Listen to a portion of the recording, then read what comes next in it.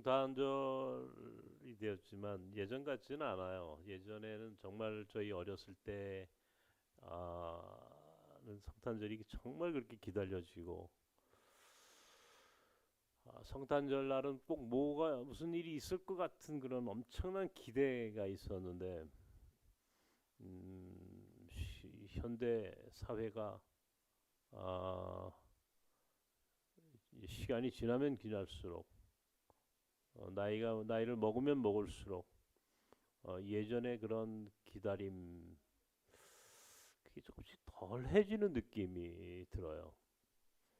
음, 제가 아주 어렸을 때 기억하는 성탄절은 24일 날 성탄절 이브 바로 그 하루 전 전야제 예배가 있었고 또 뭐 성극이 있었고 그리고 이제 중학교 고등학교 좀 올라가면은 밤새 소위 올라이트 한다 그러지. 옛날에는 그런 게 참 그런 문화가 없었으니까 아마 그랬는지도 모르는데 모여서 하룻밤 꼬박 그렇게 뭐가 그렇게 좋은지 그 시간이 그렇게 기다려졌던 기억이 있고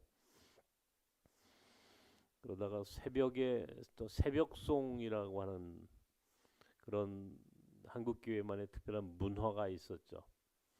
그래서 교인들 집을 이제 방문해서 그 집 앞에서 새벽에 노래에서 이제 이 성탄 캐롤을 함께 부르죠. 오늘 불렀던 우리 기쁘다 굿이 오셨네.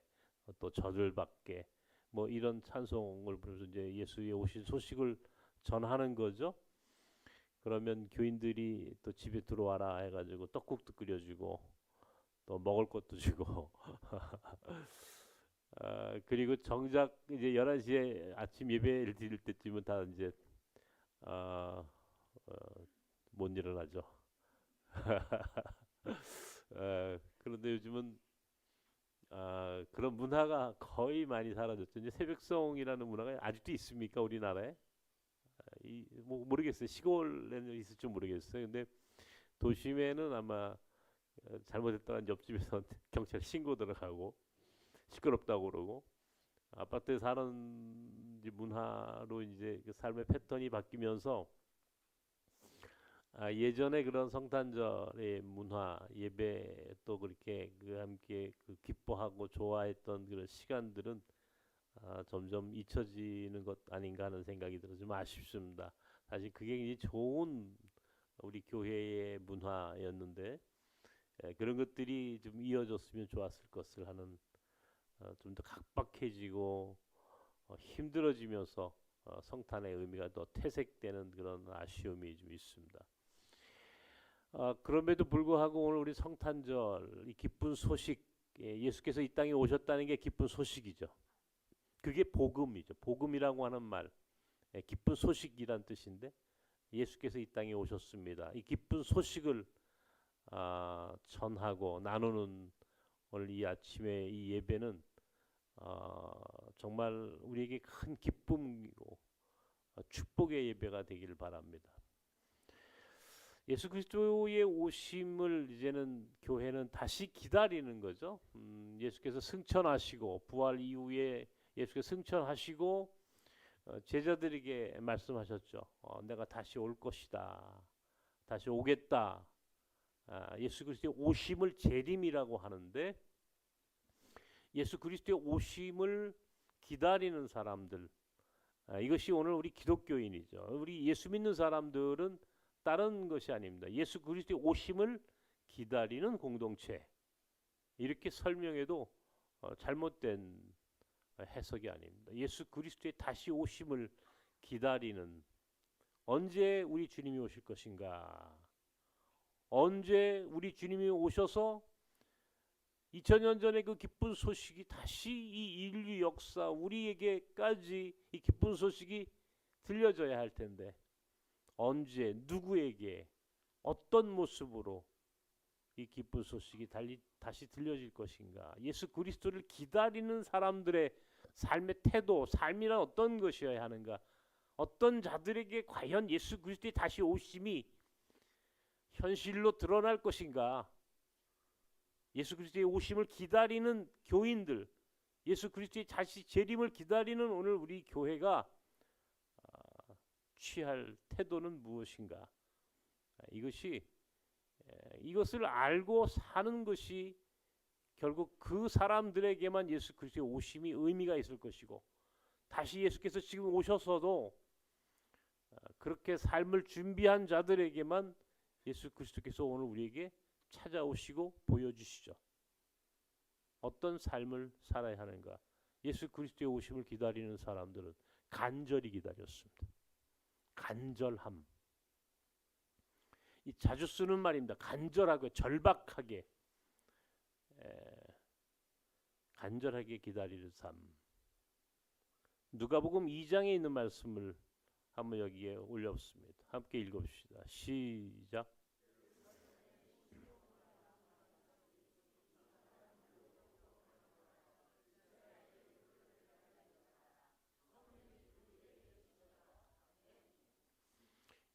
누가복음 2장의 이 시므온과 이 다음에 나오는 사람의 이름이 안나라고 하는 아주 경건하고 성령이 충만한 이 사람들의 이야기로 시작을 합니다.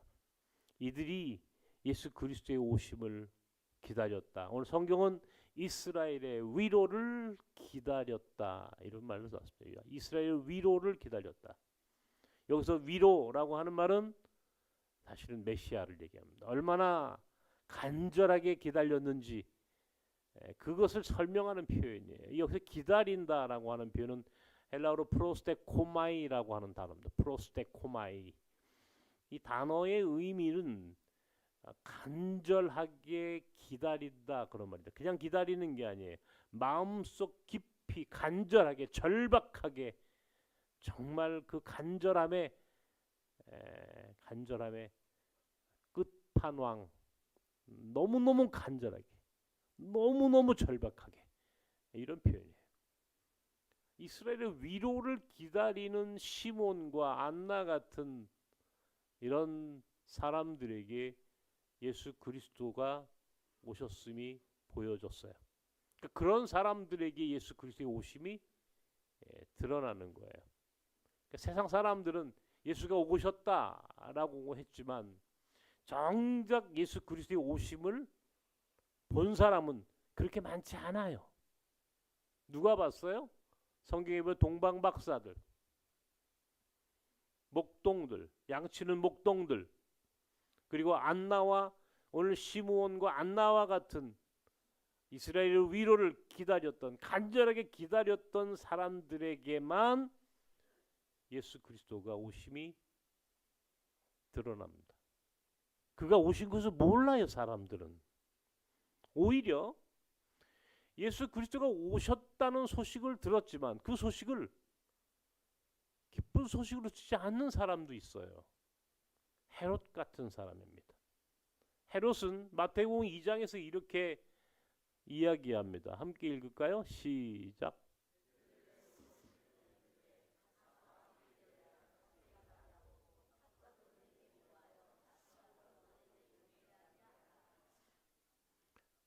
예수 그리스도가 아기 예수가 오셨다는 소식을 들었어요. 헤롯도 박사들에게, 목동들에게. 헤롯이 예수 그리스도 아기 예수가 오셨다는 얘기를 들었음에도 헤롯의 태도는 뭐예요? 매우 간교합니다. 다시 말하면 헤롯은 아기 예수의 탄생의 소식을 들었지만 그것을 진심으로 기뻐하지 않았다는 거예요. 오히려 아기 예수가 어디에 계신지 알면 나에게도 알려주십시오. 나도 그에게 가서 전하겠나이다. 나도 그에게 가서 인사를 하고 싶으니 나도 알고 싶으니 나도 그 아기 예수가 어디 있는지 어디에 태어났는지 그 소식이 궁금하니 그가 태어난 그곳을 나에게도 알려주시오. 나도 그에게 가서 아기의 오심을 기뻐하겠소. 하지만 헤롯의 마음에는 뭐가 있습니까? 아기 예수의 오심을 기뻐한 게 아니에요. 아기 예수를 제거하려 했던 거예요. 죽이려 했던 거예요. 왜? 자기가 가지고 있는 이 헤롯 왕, 이스라엘 민족의 그 당시 최고의 권력자라고 하는 이 권력을 혹시나 저 아기 예수가 오심으로 내 것을 뺏지는 않을까라고 하는 그런 두려움에서 아기 예수가 오심을 기뻐하지 않았어요. 오히려 죽이려 했어요. 당시의 바리새인들, 당시의 제사장들, 그 당시에 예루살렘 성전을 중심으로 기득권을 가지고 있던 종교 권력자들, 소위 성전주의자들, 종교인들이라고 불리우는 사람들마저도 아기 예수의 오심을 볼 수 없었고, 나가서 그들은 우리 주님의 오심을 기뻐하지 않았어요. 후에 예수께서 당신이 메시아임을 많은 사람들이 알 수 있었을 그런 상황에서도 그들은 우리 주님을 환영하거나 그의 오심을 기뻐한 것이 아니라 그의 오심을 두려워했거나 혹은 그를 제거하기에 급급했어요. 결국 십자가 사건의 빌미가 되었던 바로 그 단초를 결국 그들이 저질렀던 겁니다. 그들은 예수 그리스도를, 아기 예수를 환영한 사람들이 아니라 아기 예수를 거절한, 이 땅에서 그가 오심을 기뻐하지 않았던 사람들이었죠. 간절히 기다린다. 이스라엘의 위로를 기다린다.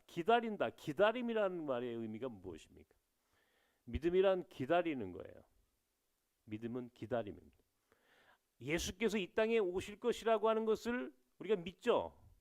예수 그리스도의 부활과 승천, 그리고 그가 이 땅에 다시 오시겠다고 약속하셨던 이 재림의 사건을, 그의 다시 이 땅에 오신다라고 하는 이 재림의 사건을 믿는 자들의 공동체가 교회예요. 지난 2000년 동안 교회의 역사는 아기 예수를 기다리는 그 기다림의 역사였습니다.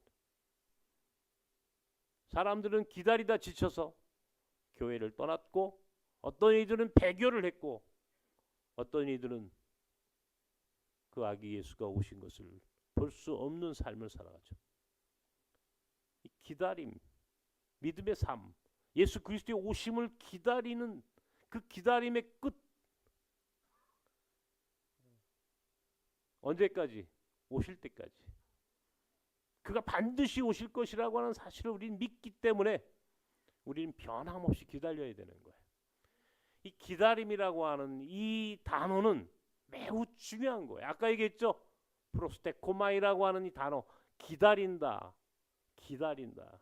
그가 오실 때까지 기다렸던 시므온과 안나와 같은 동방박사와 양치는 목동들처럼 우리는 그를 기다리는 삶을 살아야만 합니다. 다만 기다리지 못해요. 기다리다가 그분이 안 오신다고 생각하고 포기하고 돌아서요. 이 신앙생활 하다 보면 기다리다 지쳐서 실족한 이들이 굉장히 많아요. 기다려야 합니다.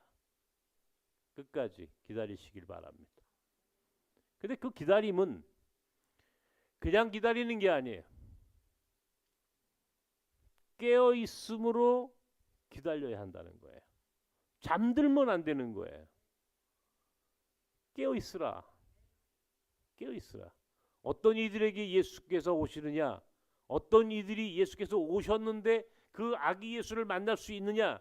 예수 그리스도의 재림을 삶으로 경험할 수 있는 사람은 깨어서 간절히 기다리는 사람이에요. 깨어 있음으로 간절히 기다리는 사람. 마태복음 25장에 있는 이 말씀을 함께 묵상합시다. 함께 읽읍시다. 시작.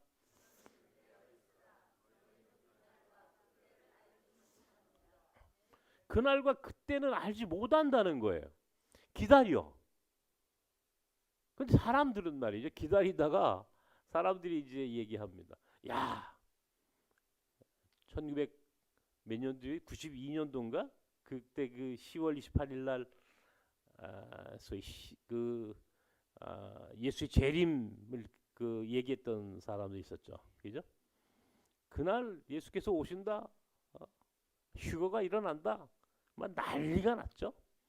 이걸 이제 소위 시한부 종말론이라고 합니다. 이건 시한부 종말론이라고 하는 것은 이단입니다. 그러니까 그때와 그 시는 알지 못하는 거예요. 그걸 아는 사람이 어디 있겠어요.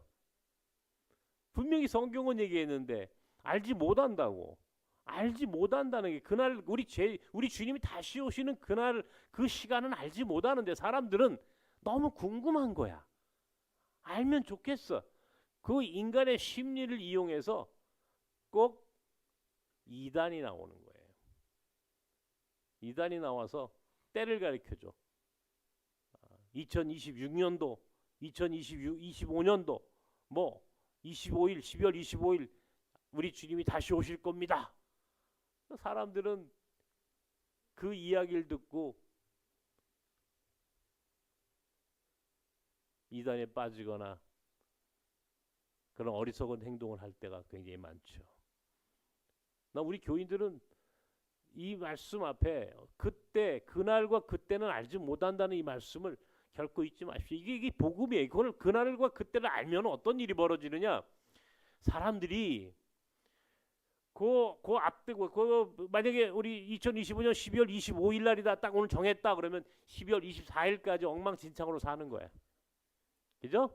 뭐 교회도 안 나오고 세상에서 지 마음대로 하고 싶은 대로 살겠고 그리고 12월 25일 날 그날 아침 깨끗이 드디어 오늘 오시니까 어제까지는 엉망진창 오늘은 새 사람 된 것처럼 이렇게 되면은 이게 세상이 예수 그리스도의 오심이 의미가 없어요. 그날과 그때를 알지 못해야 돼. 그래서 사람들은 그날과 그때를 준비하는 삶을 살게 되는 거예요. 이 준비하는 삶이 계속 이어져야만이 세상이 하나님의 나라가 되는 거예요. 하나님의 나라는 그냥 만들어지는 게 아니야. 예수 그리스도의 오심을 기다리는 자들이 신앙생활을 통하여 교회가 세상에 빛되고 소금되는 역할을 감당함으로 인해서 세상이 지금보다는 아름답고 행복하고 더 좋은 세상이 만들어지도록 교회와 교인들이 그 삶을 살아감으로 세상에 하나님의 나라가 이루어지는 거죠. 그죠? 그래야 이 땅에 하나님의 나라가 이 땅에 임하여질 때에 비로소 예수께서 이 땅에 오신다는 거야. 그날과 그때를 알면은 사람들이 그렇게 안 살아요. 안 산다고. 그날과 그때를 알면은 도둑질하고 거짓말하고 온갖 나쁜 짓 다 하고 마지막에 가서 주님 앞에 왔습니다. 이렇게 해도 무방할 거 아니겠어요. 그러니까 그렇게 살면은 이 세상이 아름다운 세상이 되지 못해. 그러니까 그날과 그때는 알지 못해야 되는 거야. 알면은 세상이 아름다워지지 않아. 근데 그날과 그때를 알지 못하므로 어떻게 하라고요? 깨어 있으라는 거야. 언제까지? 주님 오실 때까지. 주님 오실 때까지 깨어 있어야 되는 거야. 그날과 그때는 알지 못하기 때문에. 오늘 성경은 무슨 예화를 드느냐면 열 처녀의 비유 예화를 마태복음 24장에 듭니다. 신랑을 기다리는 거예요. 신랑을 기다리는 신부의 삶이 교회고 교인들의 삶이에요. 우리 믿는 자들은 신랑 대신 주님이 오시는 그 신랑을 기다리는 그 마음으로 사는 거야. 신랑을 기다리는 마음. 어때요? 신랑을 기다리는 마음 여러분. 에? 설레이죠? 아이고, 감사합니다. 좋으시겠습니다. 김동민 장로님 좋으시겠습니다. 늘 설렌데 요즘은 여러분 기다려지면 여러분 기다리는 마음이 어때요 여러분? 에? 신랑을 기다리는 마음 어때요? 설레요? 아니에요? 아유. 신랑이 오기를 기다리지 않아. 오든지 말든지 자. 밥을 먹었는지 뭐 무슨 그죠? 그냥 자죠 여러분. 그죠? 안 자요. 이게 못 자요. 예. 이게 우리 그 가정을 딱 그 신랑을 기다리는 태도를 보면 그 가정이 지금 어떤 가정인지 보이죠. 정말 행복한 가정이겠구나. 이게 보이죠. 어, 이 영적으로도 마찬가지입니다. 신랑을 기다리는 교인들의 마음, 우리가 가정에서도 신랑을 기다리는 아내의 그 기다림, 혹은 결혼을 앞둔 신부의 마음으로 한번 생각해. 신부의 마음, 결혼을 하기 전에 신부의 마음 기다리는 것만 보면 그가 지금 얼마나 신랑을 사랑하고 있는지, 신랑의 오심을 기다리고 있는지 그의 태도를 보면 알죠. 깨어 있어라 말이야. 깨어 있어라. 밤중에 신랑이 오는 거예요. 근데 그날과 그 시는 알지 못한다. 우리 몇 시에 올지 몰라. 근데 밤에 와 신랑이. 그런데 등불을 이 기름을 준비해야 되잖아. 불을 켜야 되잖아. 신랑이 노크를 딱딱딱 하면 불을 켜고, 예? 지금처럼 이렇게 무슨 형광등을 켜는 게 아니란 말이에요. 그 당시에는 기름이 있어서 기름에 등불을 켜고 문을 열어줘야 되잖아. 그 신랑이 오셨으면 어머 보고 싶었어요. 그 신랑을 그렇게 맞이하는 그 모습이 너무 그려지잖아. 그런데 어리석은 신부는 기름을 준비하지 않아. 기름을 준비하지 않고 자버려. 신랑이 와서 노크를 해도 잠을 자는 바람에 깨어있지 못함으로 신랑이 오심을 알지 못해. 그 지혜로운 신부는 먼저 깨어있어. 바짝 긴장해 있다고. 그러니까 노크가 똑똑하면 그냥 뛰어가서 문을 여는 거야. 그리고 미리 준비한 등불로 밝히고 신랑의 오심을 영접하고 기뻐하고, 그게 오늘 우리 교회와 교인들의 삶이어야 한다는 겁니다. 깨어 준비하라. 등불을 준비하고 기다리라. 깨어서 기다리라는 거예요. 깨어 있다는 말의 의미가 이거 매우 중요합니다. 이게 그냥 무슨 육체적으로 육신적으로 잠자지 24시간 잠자지 말고 하늘만 쳐다보라는 말이 아니에요, 여러분. 영적인 긴장감을 놓지 말라는 거예요. 영적인 긴장감. 영적으로 늘 깨어 있어야 되는 거예요. 우리의 영적인 의식이 깨어 있어야 되는 거예요. 깨어서 우리 주님이 오시는 그 세상의 징조를 보고, 아, 이제는 우리 주님이 오실 것 같아. 이제 우리 주님이 오실 시간이 다가오고 있네. 내가 깨어서 우리 주님을 위하여 내가 이제 등불도 준비해야지. 등불을 준비해, 기름을 준비해야지. 노아가 홍수가 내릴 것을 미리 알고 방주를 지었어요. 배를 만들었단 말이에요. 비가 올 것을 사람들은 생각하지 않았어요. 상상하지 않았어요. 노아만은 어때요? 분명히 그날이 온다. 비가 내린다. 홍수가 올 것이다 라고 하는 것을 그는 믿었어요. 그래서 배를 만들었던 겁니다. 방주를 지었어요. 마침내 비가 내렸을 때 모든 사람은 땅을 치고 후회했지만 미리미리 방주를 만들었던 노아만큼은 살아날 수 있었어요. 그게 바로 노아의 사건입니다.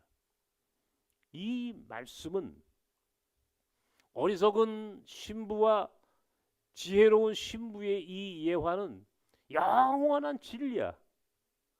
기다려야 돼. 간절하게 기다려야 돼.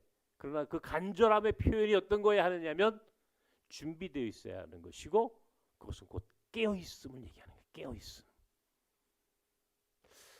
오늘 우리 사역하신 분들에 대해서 오늘 교회가 조그만 선물을 드렸습니다. 목자로, 또 우리 나선 공동체의 사역자로, 그리고 성경을 통독하고 또 전도하는 그런 일에 앞장선 분들에게 뭐 작은 감사의 표시를 드렸습니다. 깨어있다라고 하는 말은 다른 게 아니에요. 이런 거예요. 예배. 오늘 정작 성탄절인데 우리 주님이 오셔야 할, 오늘 오셨다는 이 기쁜 소식을 들어야 할 오늘 이 시간, 정작 성탄절 예배는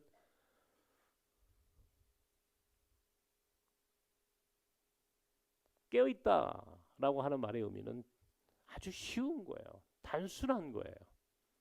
하루하루 최선을 다해서 예배자로 말씀을 묵상하고 기도하고 전도하고 봉사하고 주님 앞에서의 신앙인의 삶을 조금도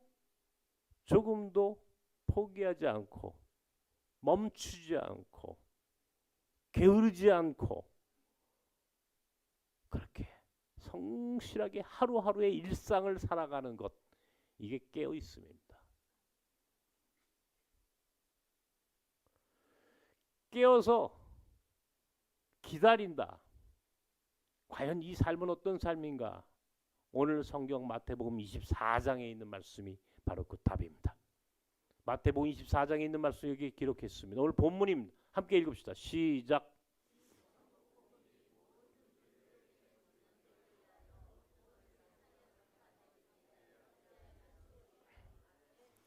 그때가 되어서야 끝이 오리라. 끝이라는 것은 예수 그리스도의 오심을 얘기하는 거예요. 끝. 우리 이걸 종말론, 이게 종말론에 빠지면 안 돼. 종말론적 삶, 종말론적 삶에 깊이 있게 우리가 그 종말론적 삶을 살아야 한다는 거예요. 종말론이라고 하는 것은 이건 이단이 될 가능성이 많아요. 그러나 우리는 종말론이 아니라 종말론적 삶. 그때와 그 시를 알지 못한단 말이죠.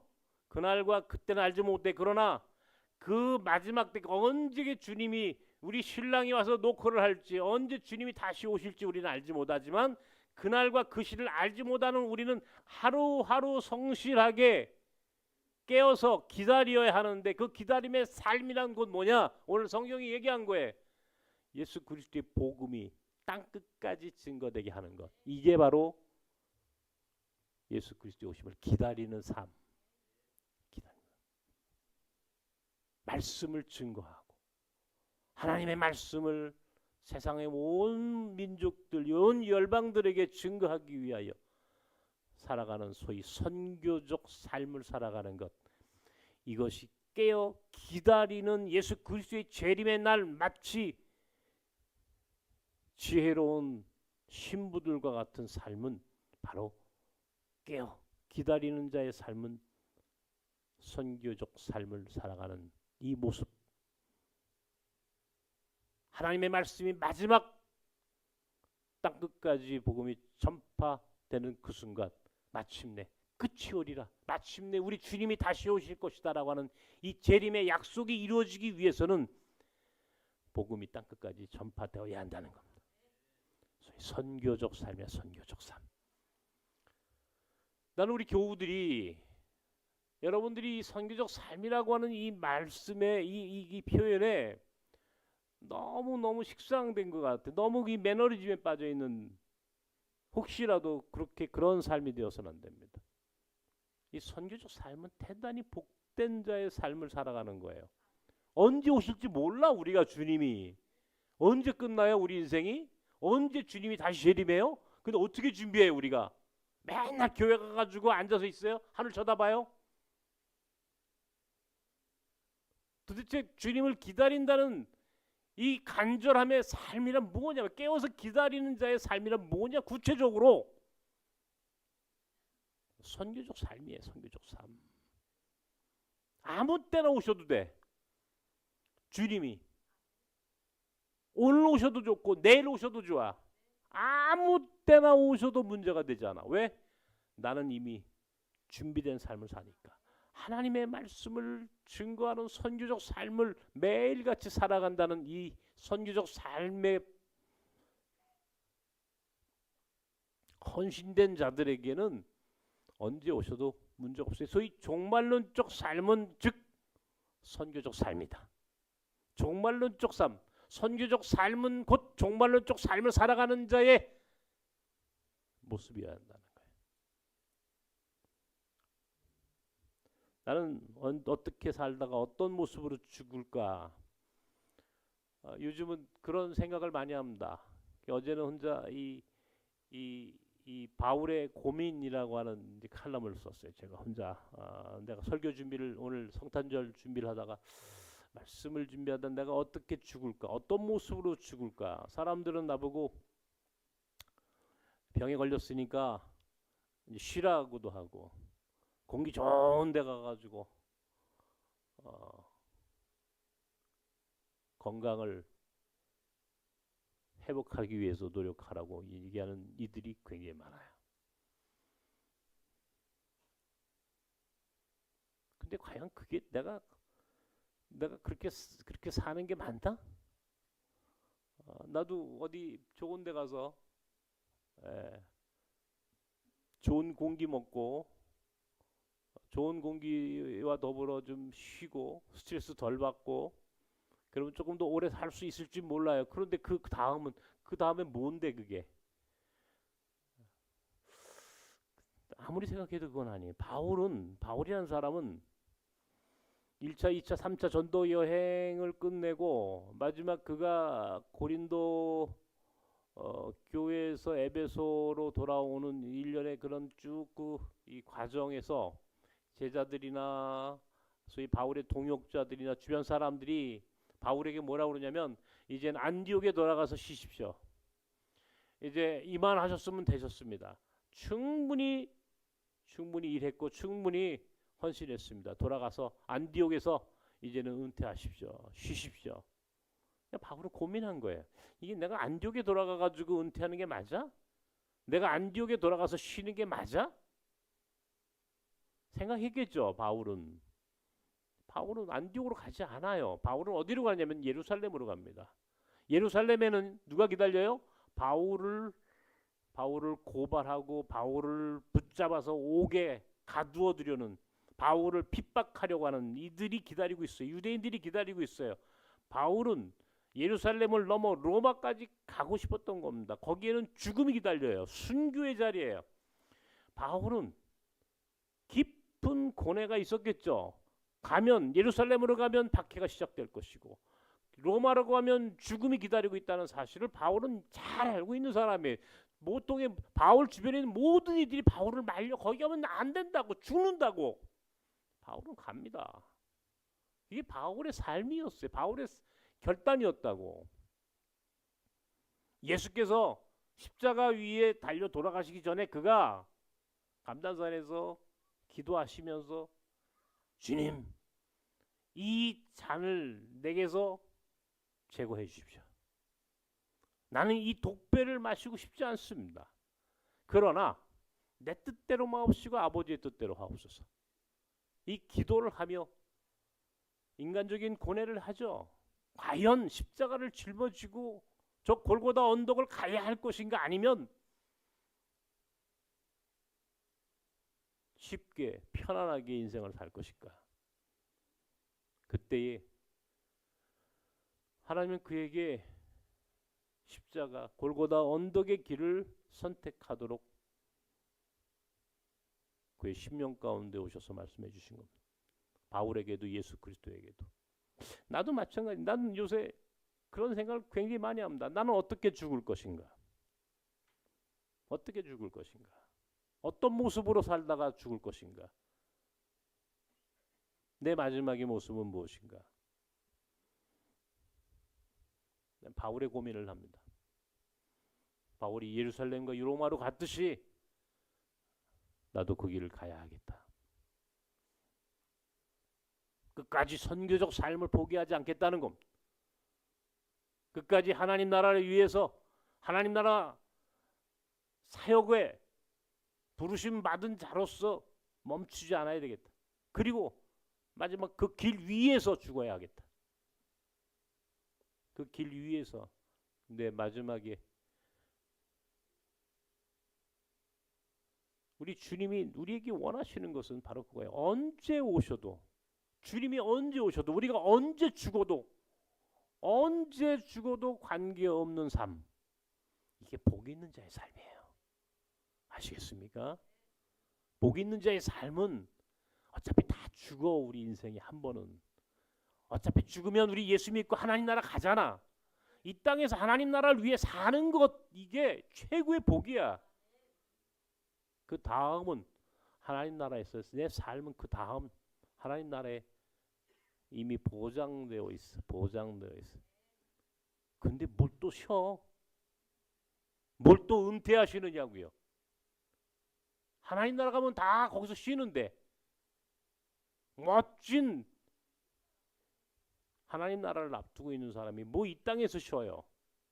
이 땅에서 선교적 삶을 살아가고 주님이 다시 오신다고 그 약속을 기다리면서 더 열정적으로 사시길 바랍니다. 그래서 마침내 예수 그리스도의 오심을 기쁨으로 영접했던 동방박사들, 양치는 목동들, 그리고 시므온과 안나와 같은 복 있는 자의 삶을 살기를 주님의 이름으로 축원합니다.